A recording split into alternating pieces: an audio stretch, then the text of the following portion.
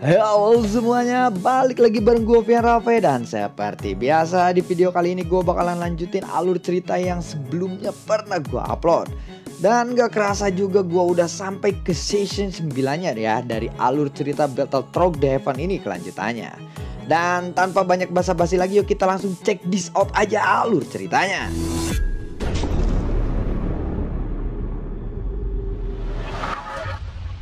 Di episode sebelumnya, setelah Ding Yue memberikan senjata baru untuk tim Fearless dan yang lainnya, Xiaoyan juga akhirnya memutuskan untuk pergi dari sana. Xiaoyan lalu berkata, "Ayo kita pergi.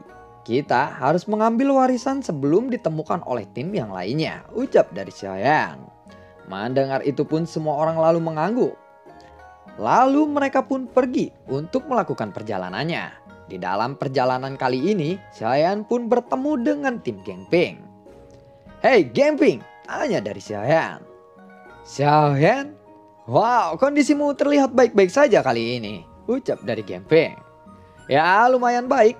Apa rencanamu sekarang?" tanya dari Xiaoyan. "Jika kamu mempercayaiku, ikutlah bersamaku. Aku tahu suatu tempat yang sepertinya memiliki warisan yang kuat di sana." Xiaoyan pun mendengar itu dia terkejut. Mungkinkah Genping juga mengetahui warisan besar yang telah ditandai oleh peta? Xiaoyan pun merenungkannya kali ini. "Benarkah? Kalau begitu aku akan ikut denganmu kali ini," jawab dari Xiaoyan.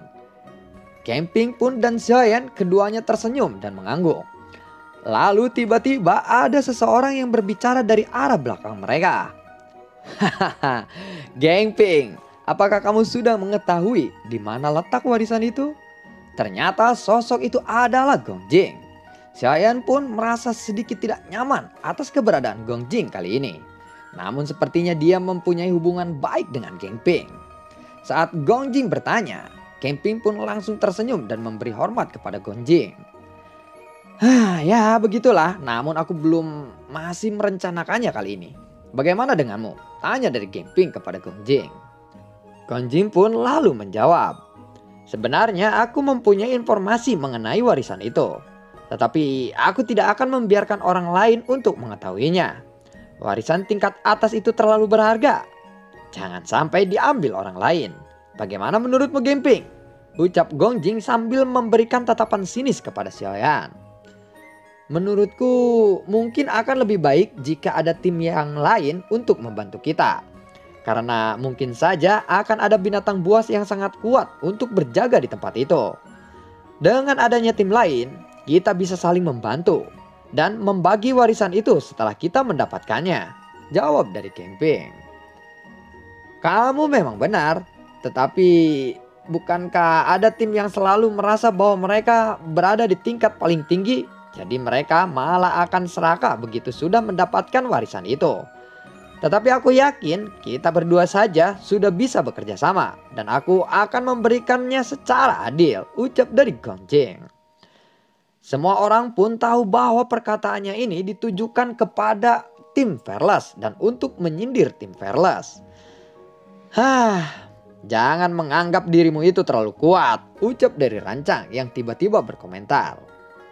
Gongjing pun langsung menatap ke arah Rancang. "Kalian memang bisa mengalahkan Kongbing.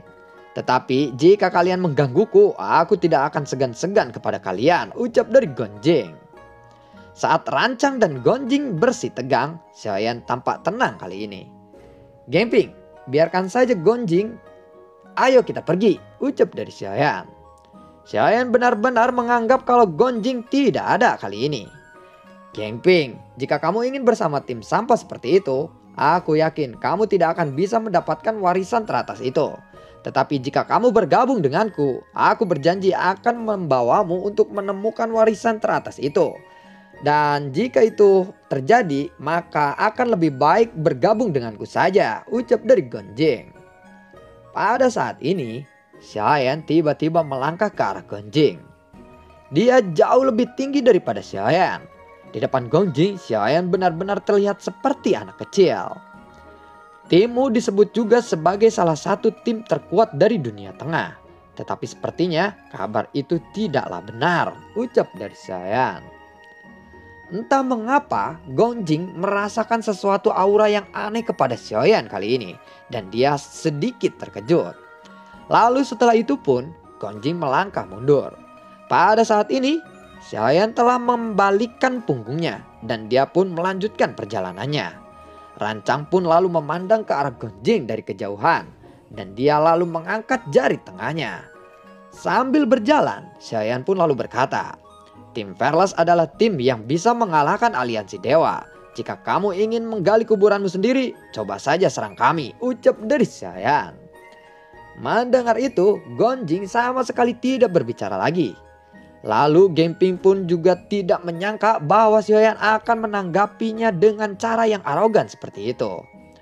"Gong Jing, aku sarankan kepadamu, lebih baik kamu jangan memprovokasi mereka. Karena tim Fearless dilindungi oleh kuil kuno," ucap dari Genping. Lalu Genping pun langsung berjalan mengikuti Xiaoyan.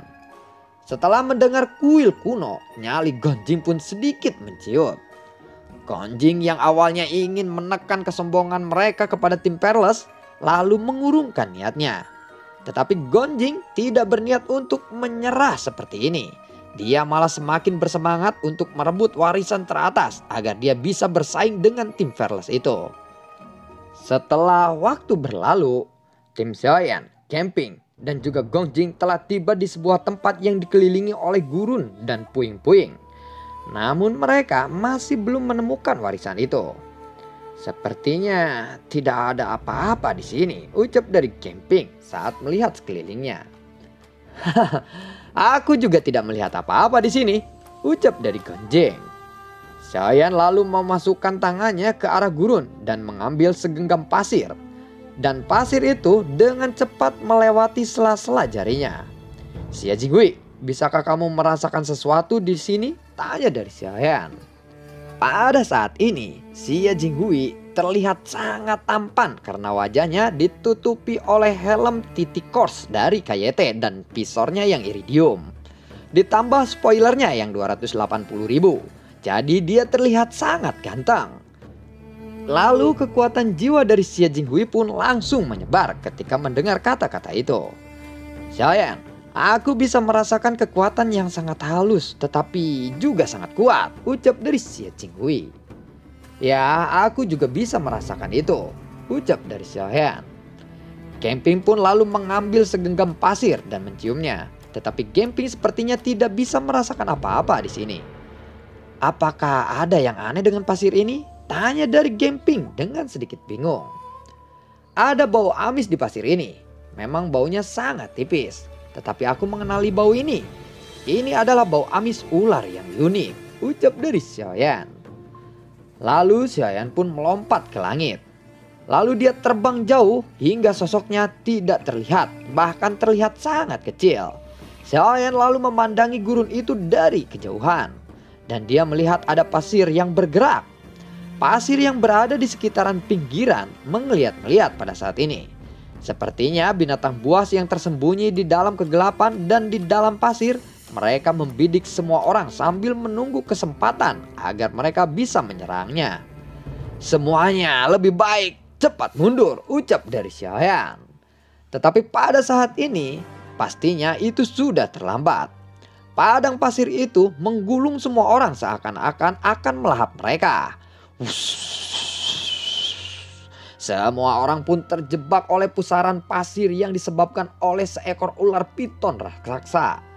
Ketika Xiaoyan bergerak, api surgawi pun langsung menutupi seluruh tubuhnya. Namun karena dia membawa beban yang sangat berat di punggungnya, kecepatan Xiaoyan pun sangat berkurang. Xiaoyan lalu menyiapkan puluhan lotus flame di tangannya untuk menghantamkannya ke arah ular piton raksasa itu. Hiya, dededuk, buar. Kepala ular piton itu pun langsung terbanting oleh serangan Xiaoyan. Ular piton itu pun lalu terlihat sangat marah. Dan ular itu pun langsung menyemprotkan bisanya. Dan apapun yang terkena oleh bisanya, itu akan langsung membusuk. Tetapi untungnya Xiaoyan memiliki perlindungan api surgawi di seluruh tubuhnya pada saat ini. Dan racun itu pun mengenai Xiaoyan. Tetapi racun itu langsung menguap. "Xiaoyan, Xiaozan, Long Yan, dan juga Nan Erming telah ditelan oleh binatang buas itu, ucap dari Long Xitian. Oh ya Xiaoyan, beberapa orang dari timku juga telah ditelan olehnya. Kita harus segera menyelamatkan mereka sebelum terlambat, ucap dari Geng Ping.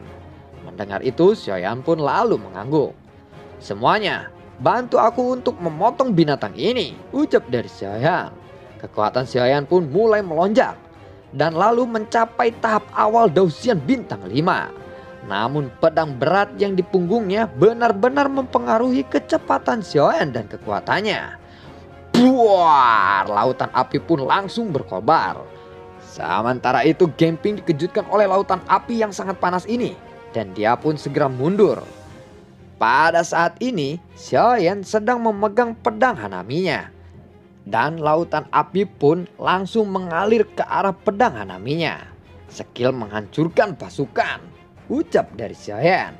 Dia langsung mempraktekkan skill bertarung terbarunya ini. Buah, dededor. Ular raksasa itu pun sangatlah besar. Dia bisa bergerak sangat cepat. Dan ular itu bisa menghindari serangan Xiaoyan itu. Saat ular itu membuka mulutnya, sosok Xiaoyan langsung bergegas maju ke arah depan. Dan Xiaoyan pun berniat untuk menebas taring-taring dari ular itu. Hiya, tring, buar. Taring ular itu pun langsung dipatahkan oleh serangan Xiaoyan itu. Ular itu pun langsung mendesis kesakitan. Lalu ular raksasa itu pun mengeliat dan tubuh Xiaoyan pun tertabrak. Namun Xiaoyan pun masih bisa menstabilkan tubuhnya kali ini. Xiaoyan sekali lagi menyerang ular besar itu dan sumber gas abadi yang mengamuk menyapu keluar. Konsumsi energi Xiaoyan saat ini sangatlah besar. Efek pukulan Xiaoyan pun sangat signifikan. Setidaknya salah satu taring ular itu bisa patah jika terkena serangan Xiaoyan lagi. Sementara itu Geng Ping dan juga timnya ikut menyerang. Mereka sekarang sedang membuat segel yang sangat kuat untuk menjebak ular raksasa itu. Tiba-tiba sisik ular raksasa itu pun meledak.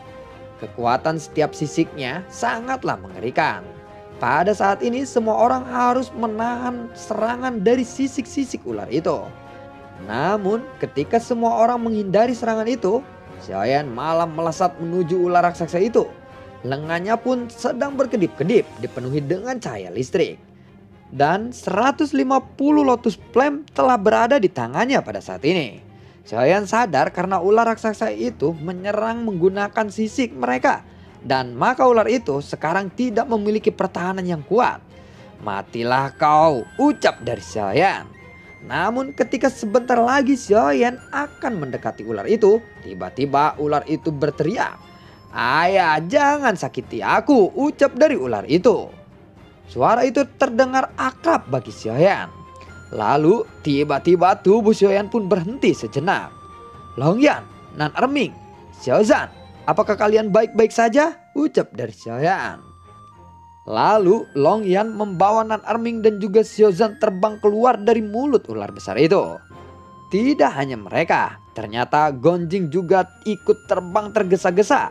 Dan dia pun tampak malu terlihat oleh Xiaoyan. Lalu dia pun berganti pakaian dengan cepat dan basah karena lendir. Apa yang terjadi? Ucap dari Xiaoyan bertanya kepada Long Yan sambil memperhatikan ular itu dengan waspada. Jangan khawatir ayah, ular itu tidak akan menyerang kita lagi. Ular itu memberitahuku bahwa ada sebuah tempat misterius di sini, ucap dari Long Yan. Melihat mereka bertiga baik-baik saja, Xiaoyan pun setuju untuk berhenti menyerang ular itu. Tetapi pada saat Gonjing dan anggotanya bangkit, lalu mereka menyerang ular itu. Pedang raksasa Gonjing langsung diarahkan ke arah kepala ular itu. Hentikan, teriak dari Long Yan. Tetapi Gonjing mengabaikan teriakan itu. Xiaoyan pun langsung melesat dan menghadang Gonjing. Pedang kuno Hanaminya langsung muncul di tangannya dan beradu dengan pedang besar milik Gonjing. Blenting, buar. Dua kekuatan hebat pun bertabrakan pada saat ini. Hentikan, apa telingamu tuli? Tanya dari Xiaoyan. Tiba-tiba rancang pun muncul di belakang Xiaoyan. Saat Gonjing melihat rancang, Gonjing benar-benar dihentikan oleh amarahnya. Karena dia tidak ingin berurusan dengan kuil kuno yang misterius dan kuat.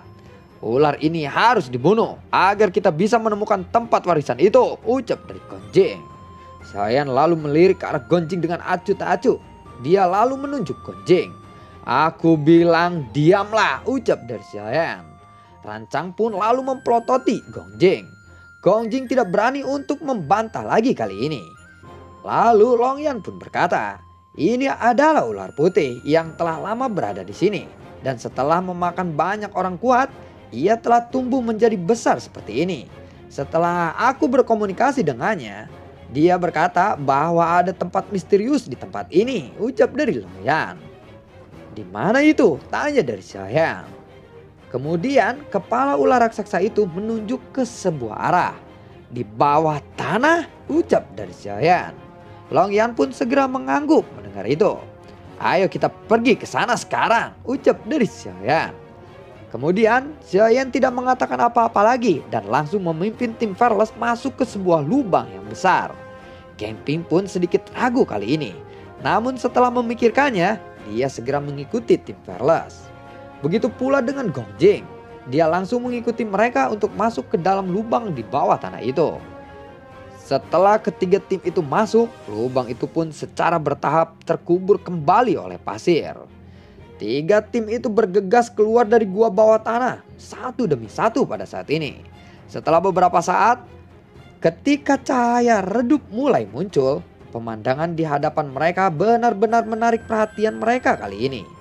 Ternyata di bawah padang pasir yang begitu terik di luar sana, ada ruangan bawah tanah dan es pun memenuhi ruangan itu. Tetapi ular piton raksasa itu tampak tidak terlalu menyukai tempat ini. Jadi Longyan membiarkannya untuk pergi kali ini. Dan ular raksasa itu pun pergi menjauh dari tempat itu, meninggalkan tiga tim yang lainnya. Deru angin di tempat ini benar-benar mengganggu. Namun bagi Xiaoyan, udara dingin ini bukanlah masalah besar baginya. Karena semua anggota tim Fearless saat ini sudah terbungkus oleh api surgawi milik Xiaoyan. Jadi itu tidak akan berpengaruh dan mengganggu mereka. Sedangkan tim Genping dan juga Gongjing, mereka membuat sebuah perlindungan dari sumber gas keabadian mereka. Tentu saja itu membuat udara dingin masih sedikit menembus pertahanan mereka. Xiaoyan pun perlahan-lahan lalu mendekati sebuah dinding es yang sangat tebal. Dan nyala api surgawi yang dipancarkan oleh Xiaoyan perlahan-lahan menghilangkan kegelapan. Dan semua orang pun bisa melihat dinding es yang sangat tebal melalui cahaya api milik Xiaoyan. Dan tampak hal yang lebih gelap berada dari kejauhan di dalam es. Apakah warisan ini ada di dalam dinding es yang tebal itu? Tanya dari Genping. Xiaoyan pun lalu mengkerutkan keningnya saat mendengar itu. Jika benar ada warisan tingkat atas di dinding es ini, akan sangat sulit untuk kita memasukinya. Karena udara dingin di sini sangatlah ganas. Dan juga dinding es ini sangatlah tebal. Dan mustahil untuk mencairkannya meskipun itu menggunakan api surgawi. Tetapi Xiaoyan pikir tidak ada salahnya untuk mencoba kali ini. Buar, api yang berada di tubuh Xiaoyan pun tiba-tiba menyebar. Tetapi karena udara dingin di sini sangatlah kuat, api milik Xiaoyan ini benar-benar bisa dimusnahkan dalam waktu yang sangat singkat. Tetapi ledakan api yang singkat ini sudah cukup bagi semua orang untuk melihat bahwa memang ada sesuatu benda di dalam dinding es yang sangat tebal itu. Apakah kalian melihatnya? Ada sesuatu di dalam dinding es yang tebal itu, ucap dari Genping. Ya, sepertinya ada benda hitam yang besar di balik lapisan es tebal itu. Tetapi lapisan itu terlalu tebal. Jadi penglihatan kita tidak terlalu jelas. Memang ada sesuatu di lapisan tebal itu. Semua orang pun mulai berdiskusi tentang apa yang mereka lihat pada saat api Xiaoyan yang meledak itu. Dan jawabannya sangatlah beragam. Xiaoyan, apakah kamu tadi melihat dengan jelas? Tanya dari Xiaozan. Kalau menurutku itu terlihat seperti kota, ucap dari Xiaoyan. Hei, ada sebuah lubang di sini. Xiaoyan, ayo kita pergi dan memeriksanya, ucap dari Genping. Mendengar itu Xiaoyan pun lalu mengangguk. Sebenarnya memang ada sebuah lubang di sana. Namun karena tempat ini terlalu gelap, mereka jadi sedikit susah untuk menyadari keberadaan lubang itu. Tetapi saat Xiaoyan melihat lubang itu, Dia pun sedikit curiga. Tampaknya lubang itu dibuka secara paksa oleh sebuah kekuatan yang sangat besar. Sepertinya ada seseorang yang telah melangkah lebih maju daripada kita pada saat ini, ucap dari Xiaoyan. Xiaoyan, apakah kita akan memasuki lubang ini atau tidak? Jika lubang ini benar-benar buatan tim yang lainnya, kita mungkin akan berurusan dengan mereka, ucap dari Genping. Saat Genping berbicara itu, Gonjing bersama tim yang lainnya sudah terlebih dahulu memasuki lubang itu. Kita telah datang ke sini, jika kita tidak masuk, kita tidak akan tahu apa yang ada di dalam sana. Kita tidak perlu takut, ayo kita pergi, ucap dari Xiaoyan. Setelah itu pun, baik tim Fearless dan juga tim Genping, mereka pun langsung memasuki lubang yang dibungkus oleh dinding es itu.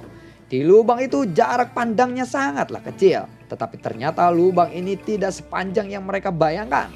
Setelah beberapa saat berlalu, mereka pun akhirnya keluar dari ujung lubang itu. Ruangan di sini sangatlah sempit, sehingga puluhan orang tampak sempit dan sangat ramai di sini.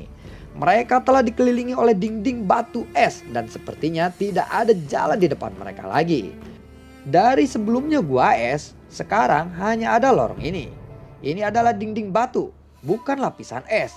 Jadi kemana mereka pergi? Tanya dari Xiaoyan melihat itu. Genping pun terkejut mendengar itu. Jadi ada lorong lain. Pasti akan sangat mudah kita temukan. Terlebih lagi Gonjing yang telah masuk ke lubang ini lebih awal benar-benar tidak ada jejak dari keberadaannya. Ini terlalu aneh.